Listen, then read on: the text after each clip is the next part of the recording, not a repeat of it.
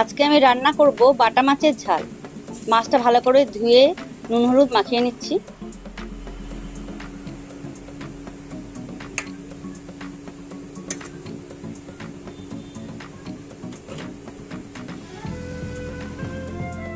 কড়াতে তেল গরম হয়ে গেছে, এখন বাটা মাছগুলো ভেজে নিচ্ছি।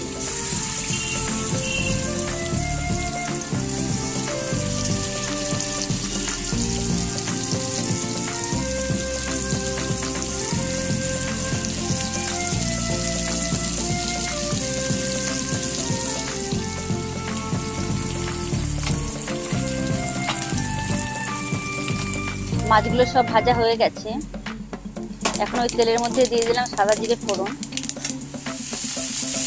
পেঁয়াজ কুচি দিয়ে দিলাম, দিয়ে পেঁয়াজটা ভালো করে ভেজে নিচ্ছি।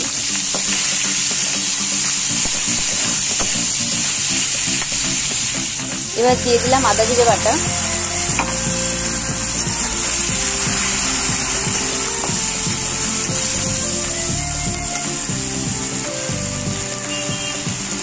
পরিমাণ মতো নুন ও অল্প একটু হলুদের গুঁড়ো দিয়ে দিলাম,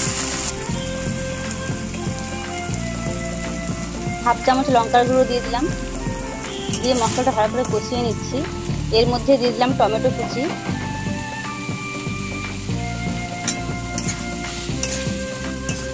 আরও কিছুক্ষণ ভালো করে কষিয়ে নিয়ে পরিমাণ মতো জল দিয়ে দিলাম। বেশি ঝোল তো হবে না, মাছের ঝাল, ঝোলটা অল্পই হবে, সেরকম বুঝে জল দিতে হবে। ঝোলটা ফুটে গেছে, এখন ভাজা বাটা মাছগুলো দিয়ে দিলাম।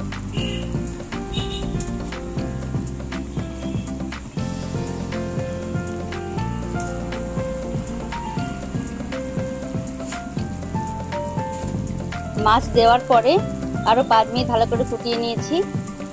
বাটা মাছের ঝাল রান্নাটা হয়ে গেছে, এখন সার্ভ করে দেখাচ্ছি। আমার রান্না হয়ে গেল বাটা মাছের ঝাল।